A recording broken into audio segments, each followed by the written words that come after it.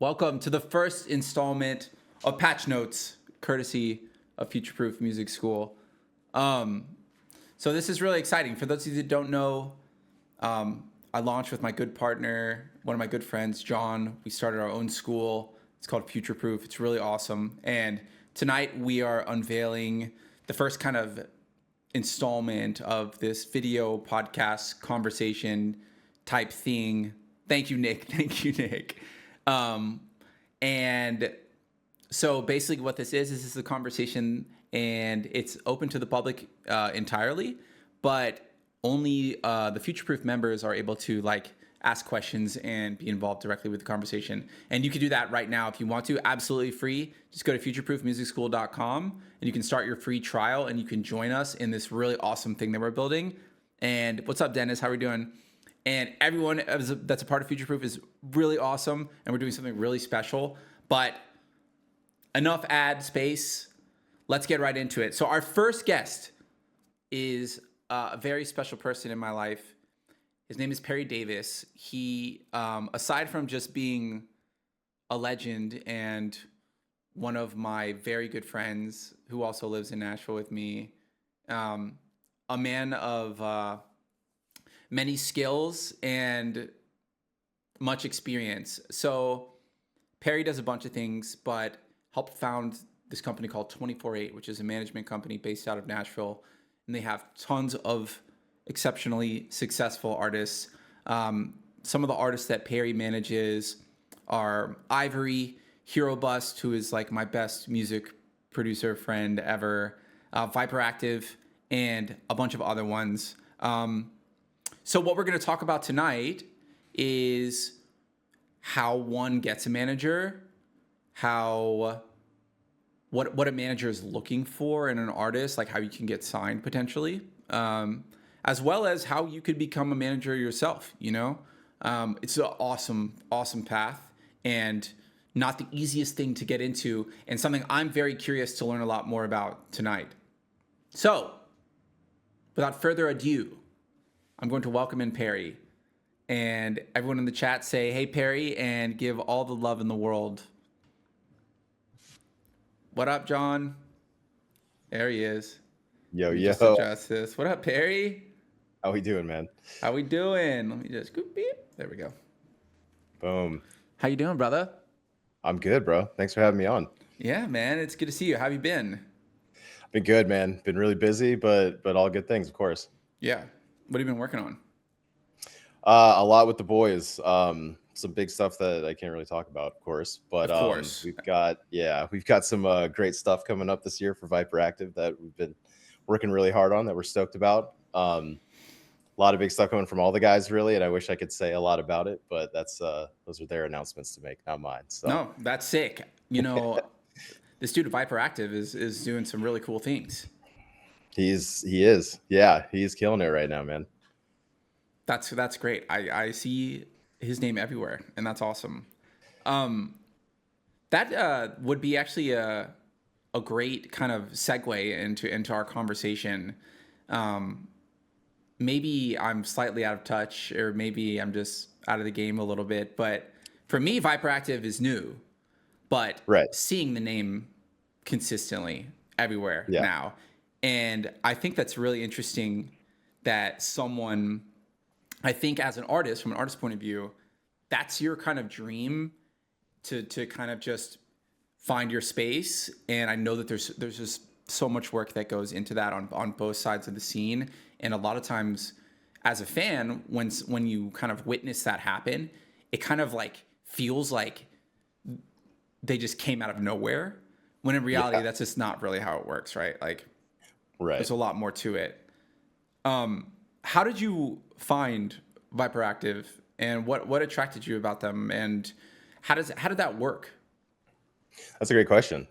So oddly enough, I became aware of Hyperactive through another one of my clients, Spaghetti, who was like a huge fan of his.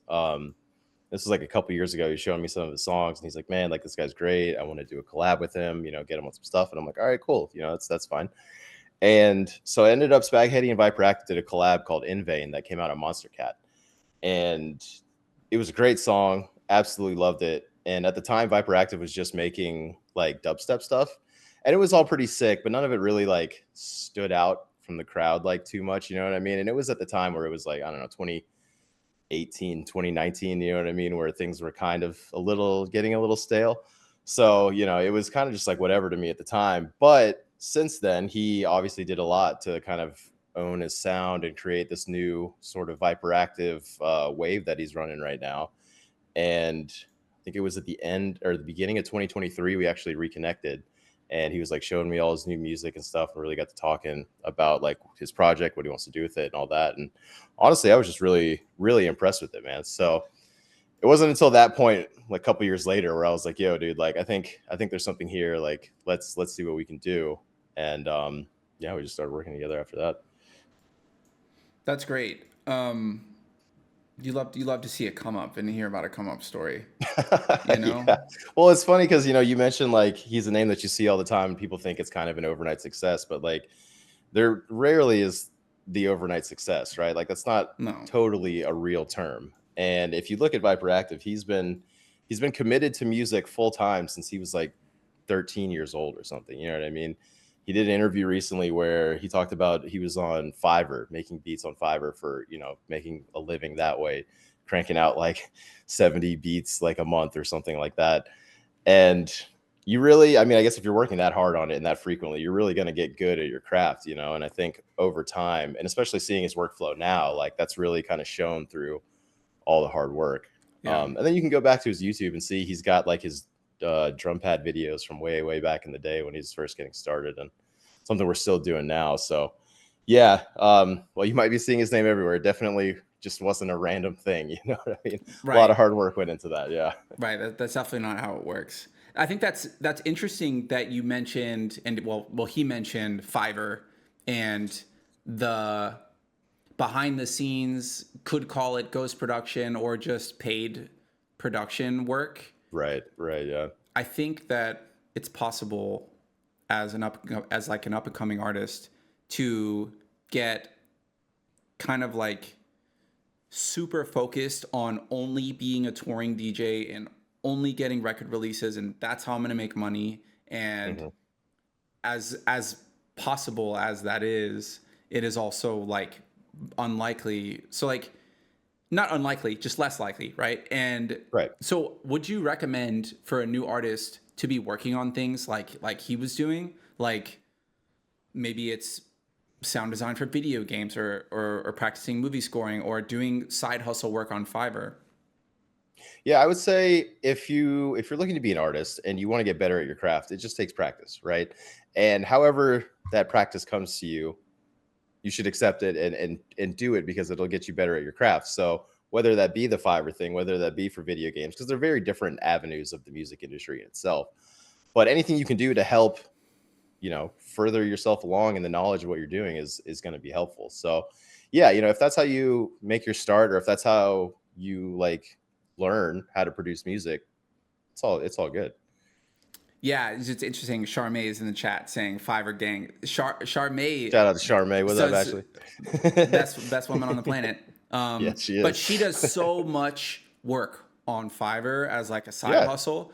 And correct me if I'm wrong, Charmaine, but I would bank on it improving her skills as a songwriter in like other ways that you would not traditionally get just by writing your own music. Just like with Viperactive, I bet he got hella good at oddly specific random things that now are working on his side, right? That if you were just pursuing the I'm going to be a successful famous DJ path, maybe that's not something you would have focused on as much, Definitely, yeah. And I think, if you're focused on, we'll say you're writing music and you're focused on being a DJ or a touring musician, like the way you write your music and the way you approach it's going to be totally different from if you're doing it on Fiverr, say for somebody else, or just, as your job.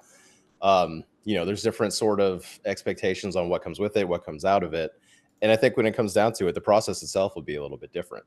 So, if you're wanting to kind of get maybe just a better workflow or whatever benefits might come from doing something like Fiverr, you should definitely, look into it outside of just the money, which is obviously a good part of it. Right. Too. And also supporting the evil ghost producer scene that sure. Right. Sure. Whatever. Who knows? Like no one even knows where these records go. Right. Like no, Viperactive does. Well, some of them go to really ridiculous projects that Yeah. he's talked about before, and then like it's a very rare percentage of it, especially I'm talking about specifically from Fiverr, that goes to artists you actually know. You know what I mean? Yeah. I mean, Very there's small percentage. Fiverr, just so many people using it across the world. Yeah, All right, cool. Let's get to some of our member questions. let's do it. Okay. So here's one. What platforms are most impactful right now for building a loyal fan base? And what type of content moves the needle the most? Interesting. It's a good question. I think when it comes to content, there's no specific bit that moves the needle the most. In my opinion, I think it's just more so about the quality of what you're putting out there. A lot of the content that comes out nowadays it's kind of cookie cutter. A lot of people do the same things, and often, at least I know, when I'm scrolling through my feed and I see the same video from 7 different artists, I just flip past it because seeing it, don't really care. But if it's something that's like eye-catching, it's something that's unique, a little more artistic, then I'm like, okay, I'll give this a full watch, or I'll give it a second look, or something like that. So I would say when it comes to content, the thing, in my opinion, that moves the needle the most is just something that is just high quality and unique, because there's so much just low-hanging fruit out there. And when it comes to platforms to put this out on, it's mostly social media. It kind of runs everything these days. Instagram, TikTok seem to be the best for like discoverability, for visibility, things like that.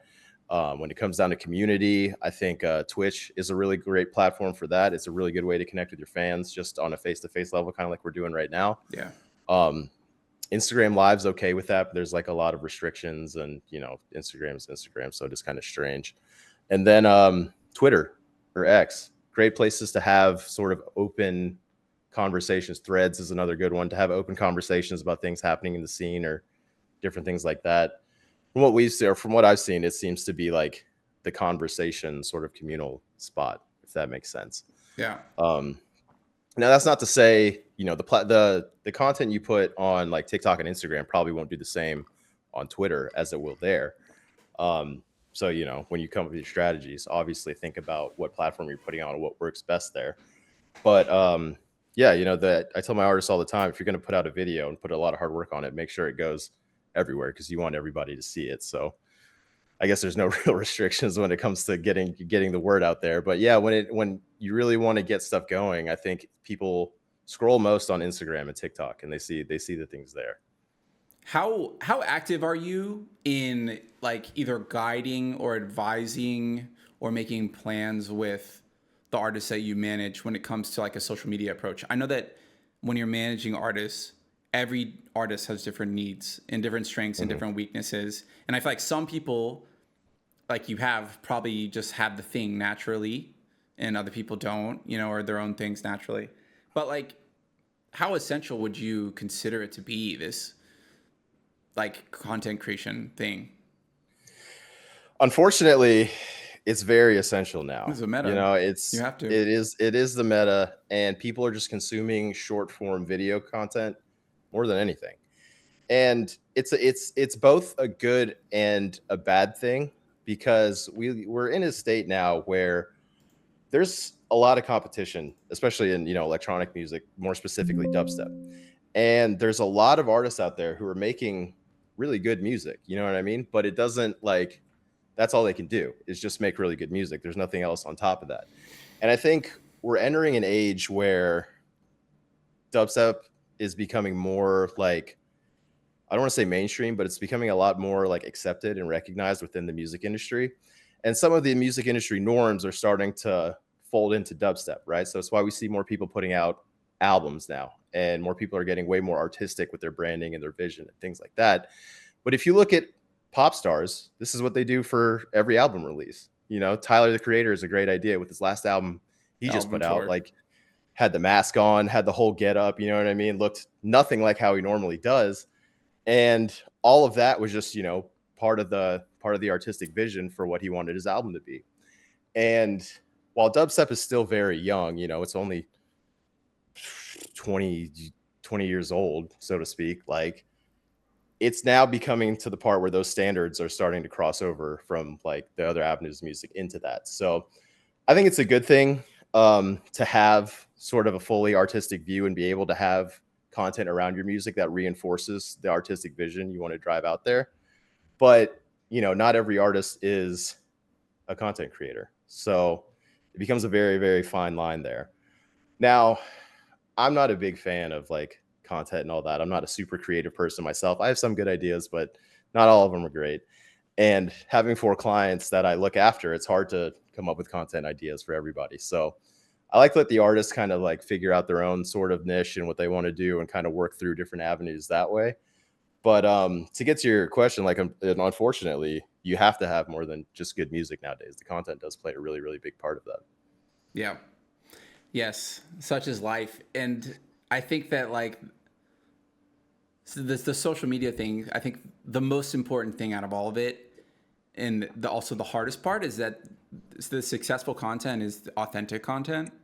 Hmm. And how hard is it for some people to just be authentic with social media? I think you just need to find your Yeah. bag. Like, what's your bag? Like, what are you good Yeah. at? I think that's why so many producers just do production tutorials, which aren't even that helpful to anybody. But it's like, that's the way. That's how you get through. Like, Yeah. what else are you going to do? It's Well, it's tough. it's it's very tough to find what works best for you. Yeah. And I think that's why you see a lot of producers kind of like mimic the same forms of content, like the production tips, like, when they're dancing in front of their computer showing off a new song with a little wave bar above them or whatever the hell it is. Like, all that stuff works, but it's very like low hanging fruit. And I think, to break through it's going back to what I was talking about earlier. You have to be really creative, or it has to be really artistic. Yeah. Otherwise it's just going to mix in with the rest of the stuff. And when that happens, people like to say shouldn't compare in music and it's the thief of joy or whatever, but like, you are being put in the same class as other artists who are doing that stuff. You know what I mean? Yeah. So while it sort of fixes the artist's need to have content out there, doesn't exactly move the needle for anybody. Yeah. It's funny. Official Wadham in the chat says ATLians do a great job. Yeah, because they have Good old masks Wada. on. Yeah, ATLians, I they have fucking, you masks got a on. mask, you fucking go crazy. Well, It's they also tough. have a great team who's really, really good with social media. So they know how to market themselves a little bit differently and more Sure. properly. But because of the nature of their project, yeah, it makes it easier for them to do, different forms of content, because it's kind of just low effort for them. They don't have to talk, they don't have to show their faces or even act. They just have to Oh, put the mask on and be there. yeah. Yep. Um, 2 legends in one stream. Appreciate you. I like how Amorphic has been developing his content. Yeah, that dude, Amorphic, one of like the original kind of like guys who I saw doing content that I had seen before, but just did Sure. it so well and it felt Yeah. so real. Like he was just DJing, right? Just playing Yeah. one song and headbanging, but you could just tell he was just so about that life that Yeah. you wanted to be a part of it. Yeah. And that was a perfect example of just executing on the thing that you feel passionate about. And I think that's kind of what it boils down to. Now it's like it's not that easy for everybody, but that is one way to kind of work your way around it. For sure. And I think that style, and I'm not really familiar with this content, but I think that style just works for him, and when the fans see that, they love it. And it's not like essentially reinventing the wheel or anything, right? It's just Not at like all. It's just taking doing one it thing that well. exists and, yeah, doing it really well, making it artistic or whatever it might be. Yeah, for sure. All right, cool. Let's take another question from the managers or from the members. When you first started working with Viper Active, what stood out to you that made you feel he had a real long-term potential, and how did you approach building around that from a management perspective? So that's a great question. And this was kind of a first for me as well, working with an artist, because I haven't really signed a new artist like him in quite some time. And What do you mean by that? I think, well, I've had a lot of my clients for a really long time, right? So Spaghetti, we've had for 10 years. Hero Bus, we've had for a decade. Ivory, 6 years Yeah. now. You know what I mean? Viper Active now, we're going on our 3rd year together. And when I think the thing that really hooked me on it was when I was chatting with him, and this was, I guess, our 3rd or 4th conversation, because we had talked way back from when he and Spag did the collab back in the day. But when we had the conversation again, he really had such a clear and concise vision for like where he was at to where he wanted to go, and how to get there. And that made it really easy for me because one, I didn't have to come up with that plan. You know what I mean? Like he kind of had it, and it gave me sort of clear points that I could just go in and execute on to help make things happen. So it was really just like, and it was a long conversation too, because I was like, look, you know, we had to deal with content, we had to deal with music, we had to deal with all the collabs he had coming out, we had to deal with branding and all this stuff, which is still, you know, an ongoing conversation going on. But every time I had a question for him, he had a full answer. You know, it wasn't a I need to figure this out, or I need to do this. Like he knew what it was he wanted to do, and that just made it really, really easy for me to get him there. You know? Yeah, I think that's so like just to draw out the like the real like guts from that is having a plan Yeah, yeah, in a realm where your future is unpredictable. It's yeah, like try and just make what you want to happen, and then like when the opportunity like conversations with you come along, you're ready, right? yeah, Like, but if you were to break that down even further into like what it's like to actually craft a plan, like, or at least the answer, like he clearly had his own answers, right? And when you're crafting that at earlier stages, you're just like kind of guessing and saying, yeah. this is what I want to happen, right? Which is not super easy. It's more like this is what I'm dreaming of happening, and I'm going to prepare really well for when this dream is presented to me. And when it Right. happens, I'm gonna execute, and things are gonna work out. And when it's a bit of a dice roll, and when you're ready for that, it's about preparing in advance for the life you want to live. I think, you know, Yeah, in definitely, in the definitely. dreams you want to have, and I think that's really cool. I think that being an artist can feel very like I'm just gonna make my music, and it's like it's just gonna go, and like I think the best and most successful artists are the ones that are this beautiful blend of like analytics and Hmm. like scientific data collection with Yeah. creativity. You can't just be like, fuck it, like my team is going to help me. You know, eventually, when you have a big enough team, sure, but like, I just don't think it works like that. No, it doesn't. It doesn't work like that. Not No. all the time, you know, not unless you have the best, most connected team in the world, I guess. But how do But you even get that even team still, without being yeah, the like, most talented person in the world? So it's like, well, exactly. Yeah, it comes with some trade off there for sure. Um, but yeah, with him, you know, it was just like he did have the plan, and he had been thinking about it for a long time. I mean, like what I was saying earlier, he's been doing music full time since he was like 13 years old, you know, and he's known that he wants to have a career in the music industry no matter what. And with the goals he set out, they're just clear, they're achievable, and he's not compromising on that. You know what I mean? He's willing to do what it takes to do it. He's willing to put in the work to get there, which, you know, I think some people think they want to do that, and then they see how much work it actually takes and get a little intimidated by it or whatever. But he's yeah, he's just a very hard worker with a clear dream. do you think you can teach work ethic? You can try, man, but no, I don't think so. How I much of don't think work so. ethic is just how you were raised? A lot, I think. Hmm. I think it's a lot, yeah, because you're not born innately with work ethic. Nobody wants to work, right? Like if I come down to it, I wouldn't work at all if I didn't have to, but of course we Right. have to. So, Sure. yeah. But, you know, no, I mean even with my work ethic, it took a long time to get into the right mindset, and you have to really, really want it, you know what I mean? And some people think they want it. Some people see what other people have and want that, but Yeah. they don't realize like the work that it actually takes to get that and what other people went through to get that. And it's not easy. It's not easy at all. Yeah. I mean, you know what is easy is going to a music festival and seeing your favorite successful DJ and being like, I want what he has. Yeah. And then it's like now, like it's like the bigger electronic music gets, the more people are just like, I'm gonna do this thing, and then there's like a surprise Yeah. moment, you know. So Well, it's not to deter anybody away from, you know, if you want to be in the music industry, get into it. Pick up a yeah, DJ deck and play your heart out and have fun with it. But, you know, if you want to take it seriously and have a career, you have to work hard and treat it like a career. You know, it's not just a music hobby anymore once you enter the music industry. It's a business, and you got to be prepared to treat it like a business. yeah, you have to fund your hobby. Yeah, you have to fund your hobby. For sure. Coach says, someone told me that the better your music is, the less social media presence you need. But 95% of artists need to have a solid social media presence to even need to get to that level. Yeah, it's the chicken and the egg thing. It is. Yeah. I mean, even the biggest artists who let me just put it this way. I don't know a single artist who likes social media. Like none of them do. You know what I Mm-hmm. mean? But they all do it because it's just a necessary evil. The bigger you get though, the I don't want to say the less you have to be on social media, but the less the frequency doesn't need to be as much once you're so big, right? Like you have the fans, you have the reach, it's all there already.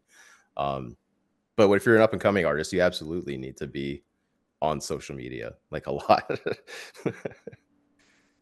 Yeah. Oh, Matt wants to know, like, so what, just back to the Viperactive having his goals thing and the answers, like, what were his goals, like, that he had? Like, what were his answers that made you be like, oh, this guy's got his stuff together?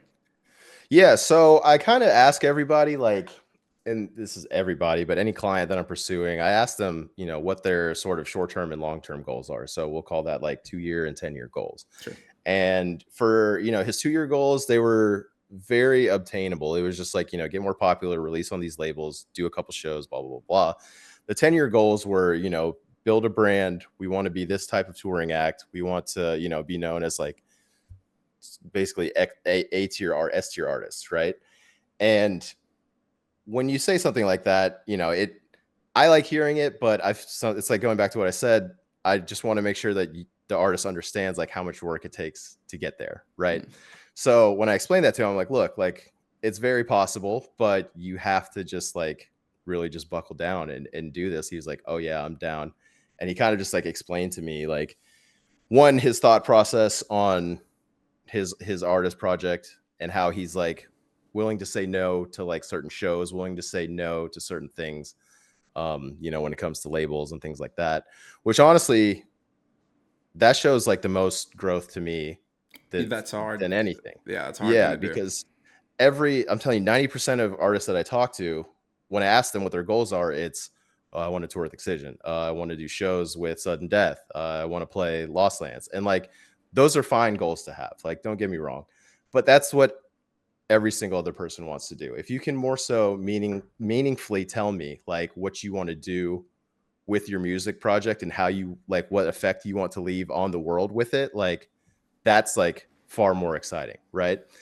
And when it comes to that, like going back to the shows thing, like if you have enough brains to say no to a show, then like you're already in the right headspace, because so many people, especially new artists, they just rush into doing shows and like they think it's going to be a good thing for them. And sometimes it is if you need to pay your bills. But like when it comes to, I guess, your value as a touring artist, like taking a bunch of shows right off the rip is not always a great idea, because it's not often when, say, you're a no-name new artist, you go do a show, sell, I don't know, 75 to 100 tickets, right? Like that's not really translating into anything for your long-term success. You know what I mean? And if you do that too early in your career, you're essentially just shooting yourself in the foot, saying, oh yeah, I went and did this headline show, but nothing good came from it. You know what I mean? It's just like, well, why'd you do the show? So if you can see those instances now or early on and say, hey, like I want to skip all that bullshit, no to shows, and just work on your craft and your brand and all that, to where when you do shows, it's just way more like impactful. That's like green flags to me. Yeah, for sure. And like I agree. I think the strongest point of that whole thing that you just said is the foresight to already be turning things down. Like Yeah. it's like give.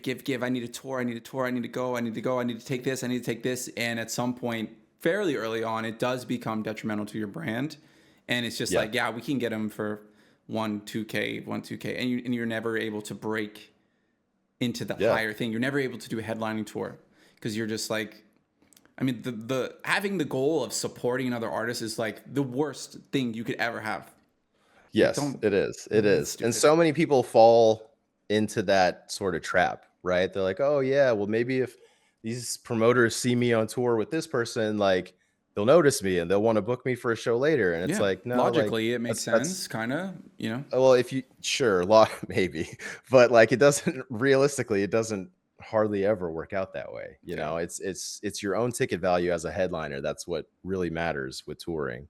And every artist sort of has, you know, once you start making music and becoming popular, you have an intrinsic ticket value. And if you start getting popular and you play a 9 to 10 p.m. slot at, you know, a 500 cap show for whatever mid headliner it's going to be, you've just essentially blown your load on an opening slot, and all that value's gone now, when you could have maybe done your own thing, you know, and it just waited a little bit longer and it actually meant something for you in your career. So yeah, it's Patience tough. is you can't teach patience. You can Like try, you you can, can try, you but yeah, can. a lot of people, because at the end of the day, especially as managers, it's such a duality, because Hmm. I will see these things and be like, I'll say, no, we shouldn't do this, you know, but at the end of the day, it's the artist's decision. So if they Sure. really want to do something, they say yes. Like, you can't stop them, you know. You gotta let them do it, as long, you know. And I tell people that too. I was like, look, I don't think this is a good idea. If you want to do this, you can, but like, this is what's going to come, or this is what could come from it. And at that point, I feel like that's kind of all I can do as a manager, is show you, you know, if you're not going to listen to my advice, I'll show you the options and let you make the decision for yourself. Yeah. Um, Steve says, I think another thing for artists to understand is just how much effort it is for managers to help a new artist getting off the ground. That growing them Yes. from 0 to 1 takes a lot of effort with relatively low returns at first. Seems like once a manager has done that a few times, they may be more interested in working with more established acts. What qualities would make you decide to invest and sign a relatively unknown artist? Yeah, that's a great question. I personally am at this stage of my career not trying to sign relatively unknown artists. You know, even with Viper Active, he had a lot of sort of momentum going on behind the scenes that caused me to really want to work with him. Um, it's it's kind of tough. You know, I think when I was first starting out, and to any new managers out there, it's a good idea to find sort of those unknown acts and build with them, because you'll kind of just learn together over time about how things go. But for me now, like, I understand that if I pick up an artist like that, there's like at least 5 years of like investment time there, Hmm. you know, to technically take an artist from nothing to, you know, a household name or someone who's recognizable. It takes about 5 years, and you're not making a lot of money in that time. It is very much of a long-term investment. So what was it? Steve asked the question. To his point, Yeah, yeah, it is a lot of work and a lot of effort with little to no return for the first few years until they actually break through. I absolutely. think with Spaghetti, we worked together for, what was it, 3 years. So we did 2 or 3 tours together before I actually like could quit my job and do music full time. So it's it's one of those things where if you're looking to be a manager and make money off touring, you really got to be willing to keep your head down and work your ass off until you make it, because it's not just like artists, it's not just an overnight thing. Yeah, for sure. Um, all right, cool. Let's get to some more questions. Would it be Let's. harder to find a manager if the artist makes multiple genres?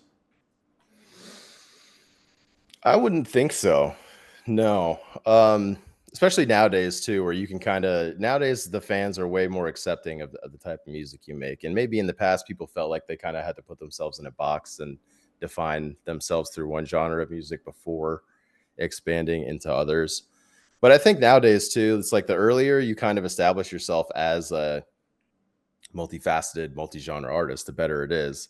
Whether that versus like, you know, luring all your fans to think you make house music and then one day you put out some dubstep and they're just like, what the fuck is this? You know what I mean?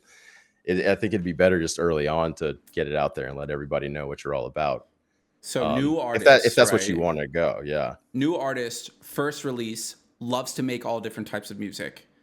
yeah. What do you start with?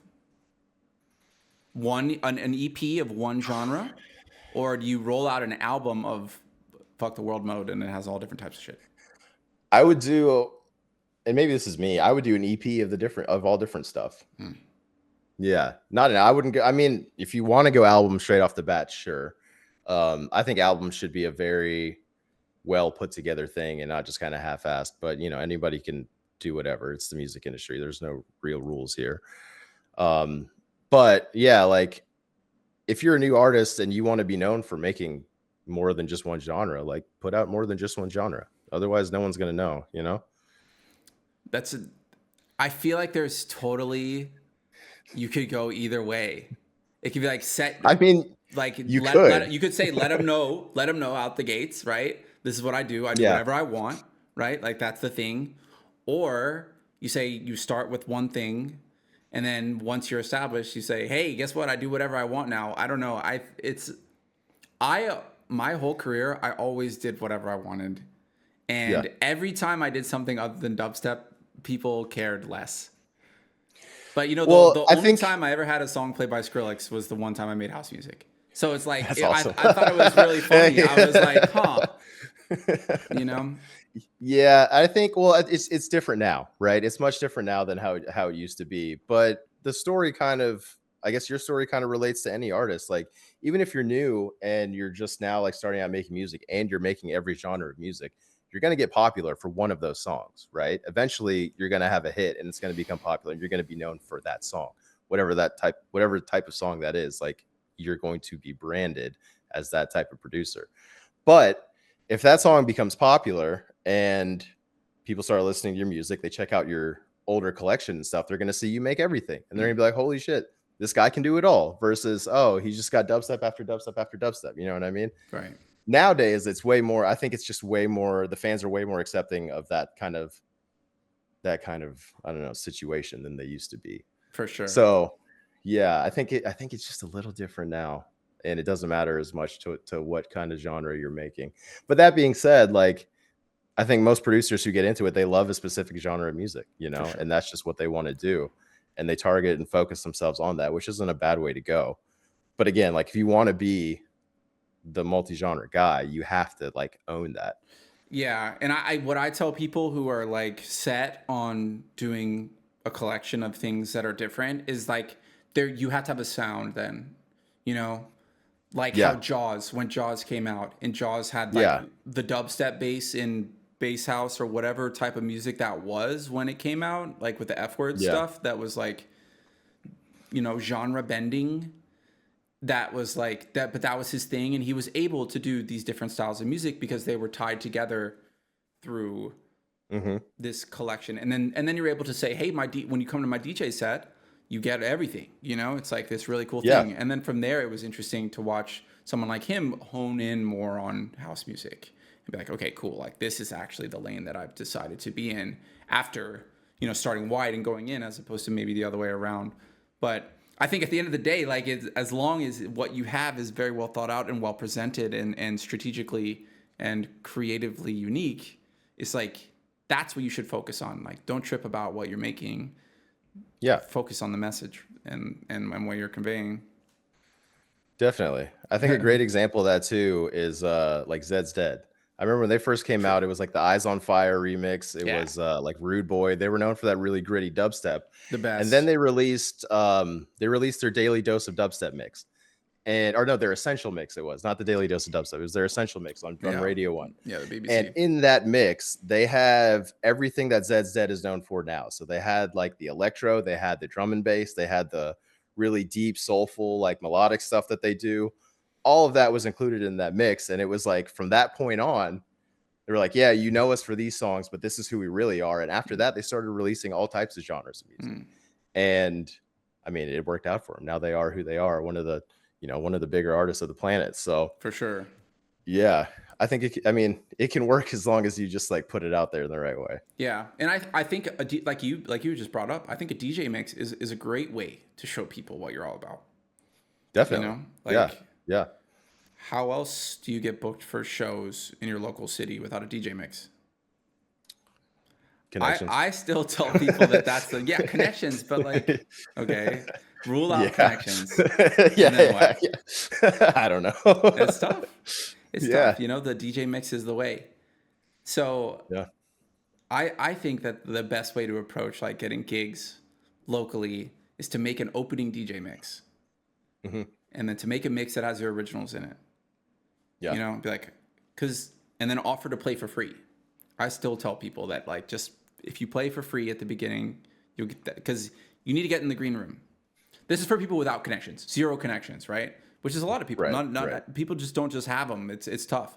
How do you get Yeah. how would you recommend someone to build connections? Well, you got to get in the green room, like you were just saying. I mean, if you want to connect, it depends on who you're trying to connect with too. Like if you want to get the attention of your local promoter to get gigs, you got to go to the shows, you got to support, you got to meet those people, you know, become friends with them, buy them a drink, you know, say what's up, whatever. Yeah. Get familiar with them. The more they see you, the more they converse with you, the more they're going to know you. And then eventually when they find out that you're a DJ or whatever, maybe they'll offer to put you on, maybe you ask to get put on, whatever the situation is, but at least you have established that relationship with said promoter. Same thing with other artists, you know, find a way and find the least annoying and scummy way to do this, but find a way to get into the green room to where you can meet those artists. You know what I mean? And don't be a total fanboy when you get there. Be a real That's a whole person. other conversation. Yeah, just be a normal person, because like most of the time the artist you're talking to is also just a normal person and wants to be treated like a normal person and have a normal conversation. So, you know, when you get in the green room or find your way in there, don't be a fanboy and fuck it up. Like, Don't just pull out chat your with them. phone. Yeah, don't pull out your do phone. it. Try to show them your music in the back room. Like, don't ever do that. Yeah. Just be cool. Yeah. So okay, so riddle me this: is actually going about that approach, the whole start local, play for free, get in the green room, make your connections. That's one approach, right? But there's a whole other approach where you don't do any of that, and people, you're just super good, and people find out about your music because there's a mystique. Do you think that doing that approach of starting locally and building and making all these connections is not the best way? Do you think that's still a good way to do things? I don't think there's any wrong way to do it. You know what I mean? Like both ways can be successful. And honestly, however you get there, as long as you're not doing it in a malicious and scummy way, like it's fine. You know what I mean? So no, I don't think it matters what avenue you take to get there, as long as you're doing it with good intention. Yeah. Yes. Yeah. You'd be surprised how far you'll get by not being a dick. It's crazy. Man. Oh man. Yeah. Yeah, it's crazy. Nobody likes that. No. All right, cool. All right.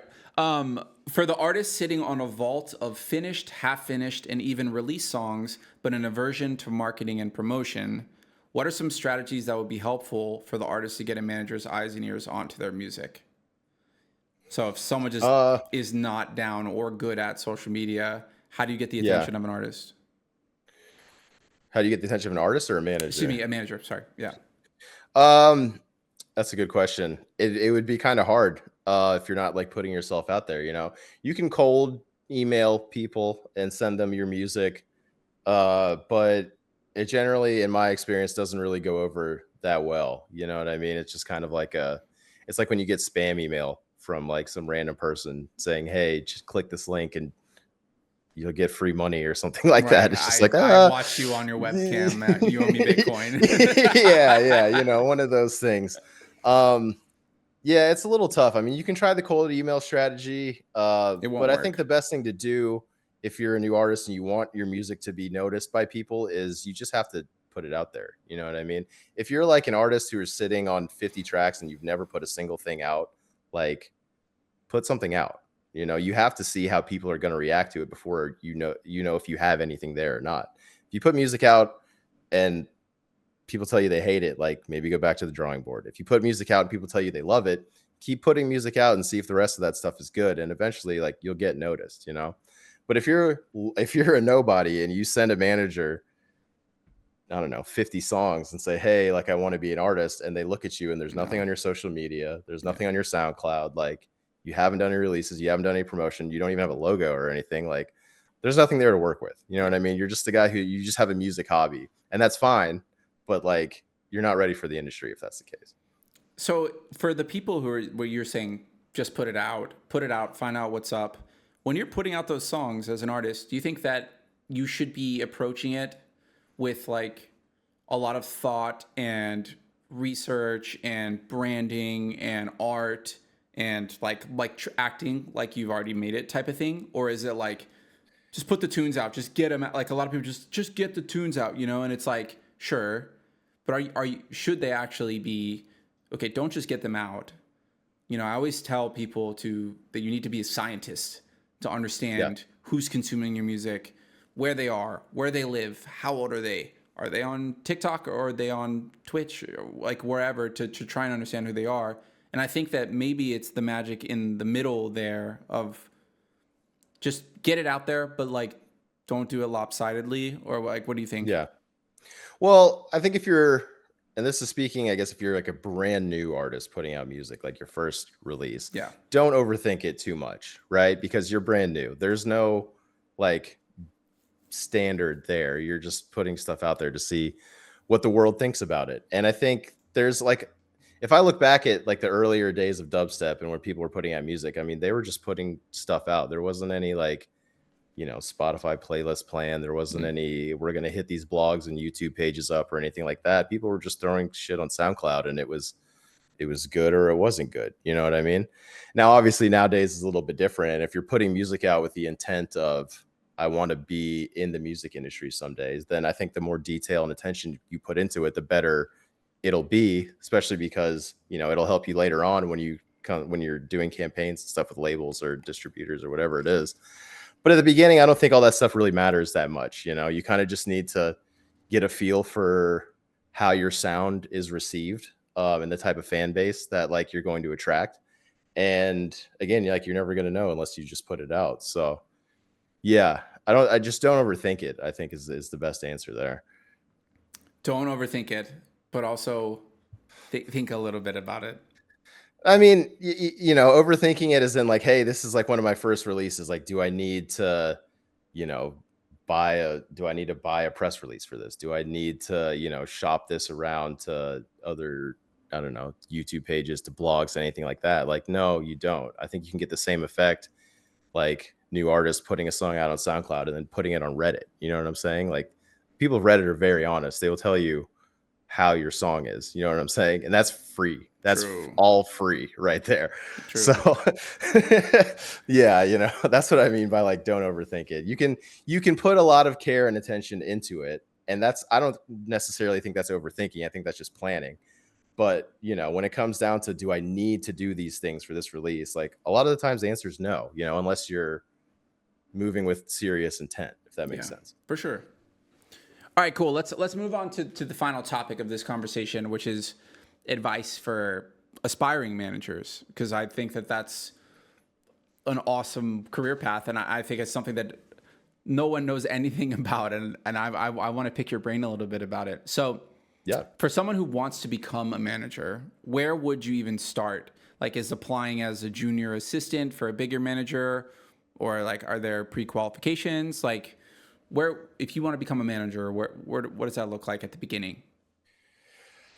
I think there's like being an artist, there's a lot of ways to do it. Hmm. When I started, I found artists who were up and coming that I could build with. And I attached myself to them and we worked together on the way up. Now that was also, 15 years ago when times are different and there weren't as many sort of management companies as there are now. I think now there's a lot more opportunities to get in with like an internship or a junior management position or something like that, which is a great way to start, because one, you're going to be with a team that hopefully knows what they're doing. They're going to have artists that are, touring a lot, that are releasing frequently, that are popular enough to where once you start working with them, you'll be able to pick up on what it takes to, run an artist in the music industry and how to work with them, versus kind of just flying by the seat of your pants and figuring it out as you go.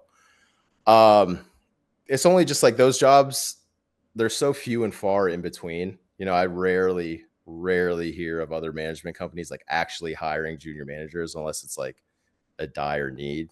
Most of Hmm. those jobs too also go to people who are connected, friends, things like that. They're people who are necessarily are already in the industry. You know what I mean? Yeah, a little So little it's kind of, nepotiz. Never heard the music yeah, industry. yeah, a lot of that going on. But it's hard to find those jobs, so to speak. Not that they're great jobs to have if you can find them, but they're just hard to find. So yeah, either way, I think is a good approach. I would say if you want to just get into it without having any connections, find an artist that you can attach yourself to and build with, that's got a lot of potential, because you will learn, like you'll be forced to learn who to talk to, how to deal with an artist, what to do, to build your artist up. And there's plenty of resources online and things for you to check out nowadays too, books and YouTube videos and all kinds of web seminars and things like that. But yeah, I would say from when I started till now, it's probably easier than ever to get in the industry as a manager. One, there's more artists than ever, which creates more opportunities than there used to be. And anybody can do it. That's the crazy thing, is like people think there's like this big barrier. It's just that barrier is just hard work. You know what I mean? If you start out, you find a good artist, you work really hard to break them through, people are going to know who you are.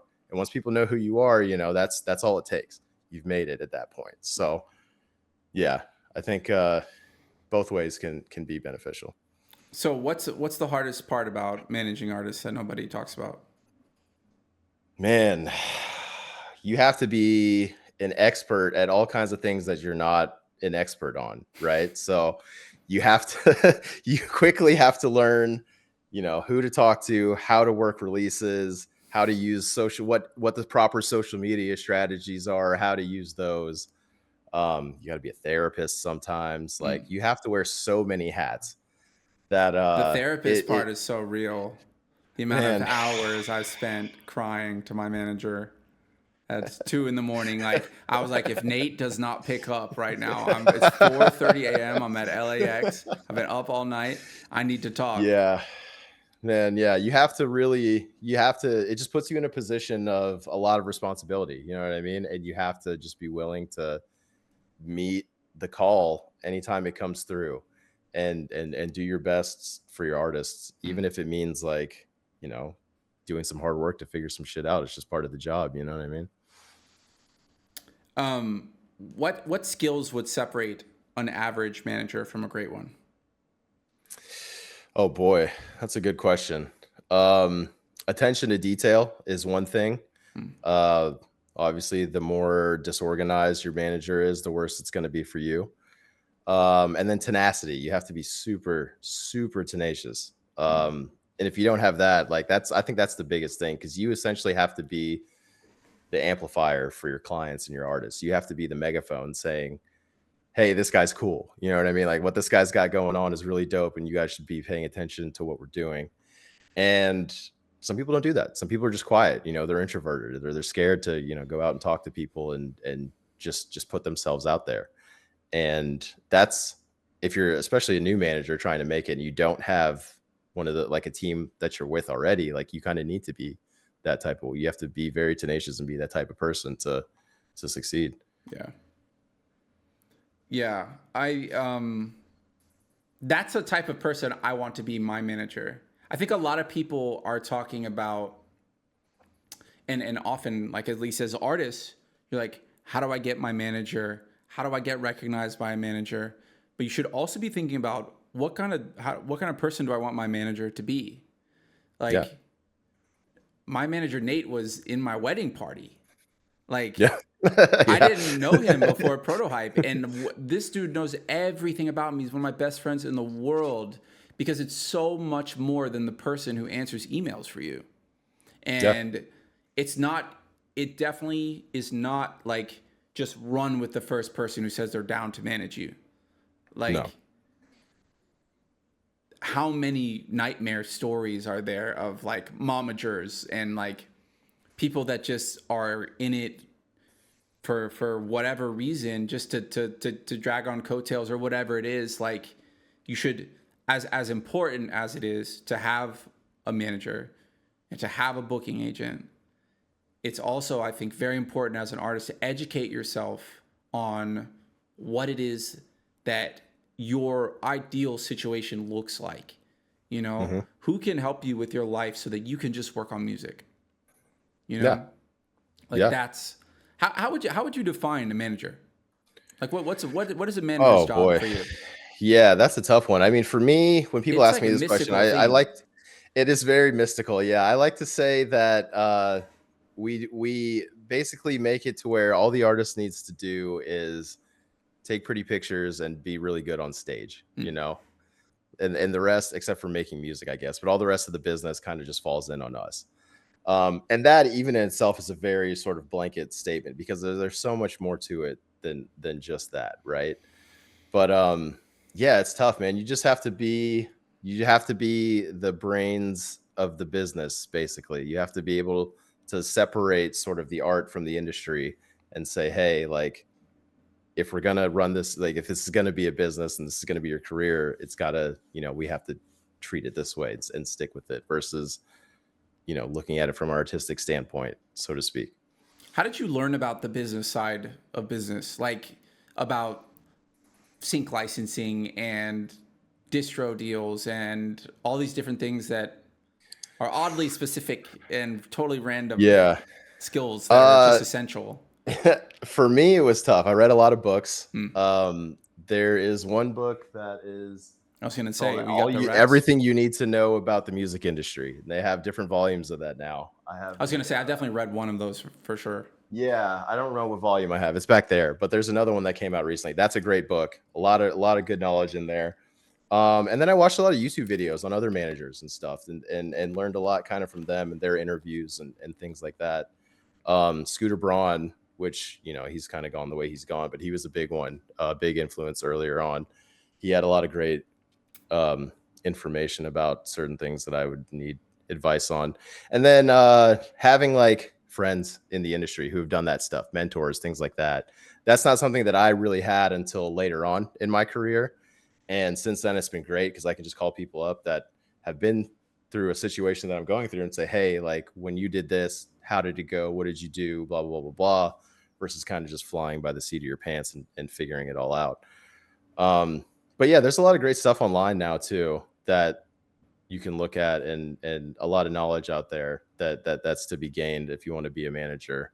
A lot more than when I started out, for sure.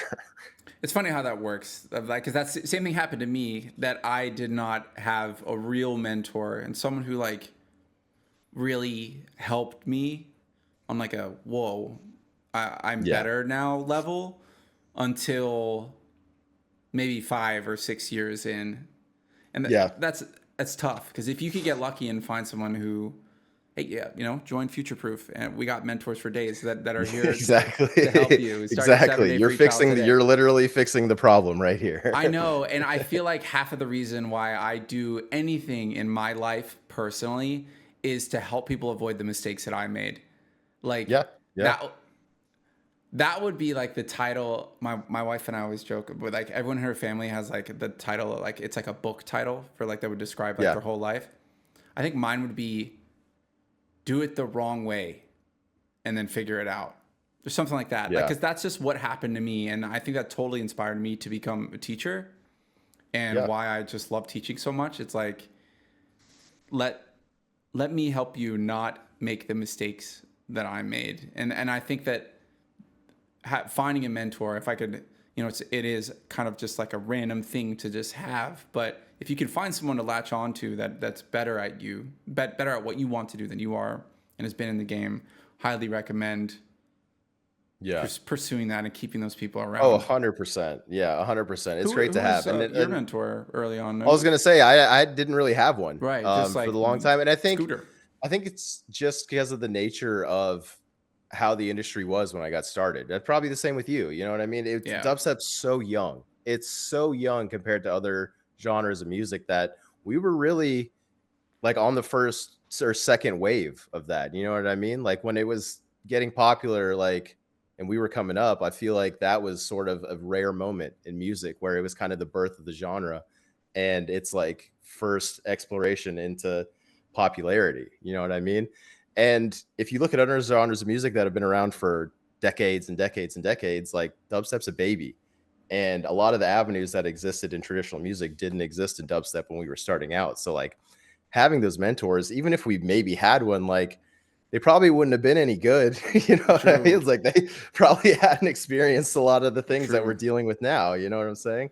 Yeah. So like, right. Yeah. My mentor had been around for 3 years, like longer than me. exactly. Yeah. You know what I mean? Like it's one of those Yeah. things where it's like, oh, cool. You've been a manager for 2 more years than me. Right, Like maybe you know a totally. little bit more, but not like that much. And Yeah. at that time, there was even fewer people who had that level of knowledge. So like, yeah, I think it was just more so a circumstance of the times than then I don't know. I don't know what I'm trying to say. It was more so a circumstance of the times. And now like there's way more people you can learn from, you know, like way more opportunities to have a mentor or just have that knowledge readily available for you if you don't already know it. Yeah. Yeah, for sure. All right. Well, awesome. Thank you so much for coming on. Wait, before we end, I want to know if you have any final just gems of knowledge for an aspiring up and coming music producer. If they want to take the next step into their life and hopefully get the attention of a manager or just level up a little bit, what would you recommend for them? Man, 3 things. Work really hard, know when to say no, and back up your hard drives. Hey, oh my Every God. single time, back up your hard drives. Say it louder, dude. You know, I've had 4 laptops stolen from me in my life. 4? 4. Damn. 1 from the club, 2 from my house. Oh my goodness. And then I got my backpack stolen in Australia. Just back everything up. And each one of those 4 times, 0 backups. Yeah. You know, purge. You know, purge of creativity. Start from 0 every time. This is before Dropbox. Man. Yeah. Yeah. 1 hard drive. I'm telling you, you can buy a terabyte hard drive. They're cheap now. They're cheap now. Super cheap now. Yeah. Go get one. Back up your computer once a month on that thing. I promise you, when it crashes, you'll never regret it. You'll be so happy that that's there. Yeah, it's so real. It's one of those things where just like when it happens, it's like the worst thing ever. And then you're like, oh my God, I'm actually okay. Everything is fine. Yeah. Which is just so rare for those situations. Oh, yeah. Last question. Will you be playing Night Rain? Obviously. Oh, yeah. You know it, dude. You know we need it. a third. We need a third. We got to find somebody. We need a third. I love that they did that. 3 is so hard. Why did they do that? I'm looking forward to it. I've never really played that type, like a roguelike game before. And I'm really excited that, like, 1, it's Elden Ring because I love that game. But 2, it just looks really fun. All the stuff I've seen on it looks fun. To get to play with your friends, which is something you didn't really get to do too much in Elden Ring before. So, yeah, man, I'm going to be on it. Hell yeah. All right, dude. Well, awesome. Thank you so much, Barry. You're a legend. I love you. Bro, thank you for having me. An honor to be the first guest. Yes, Stoked sir. to see how this series unfolds. And yeah, dude, again, thank you so much. Sweet. Well, thanks, man. I'll talk to you soon, all right? Sounds good, brother. All right, brother. See you guys.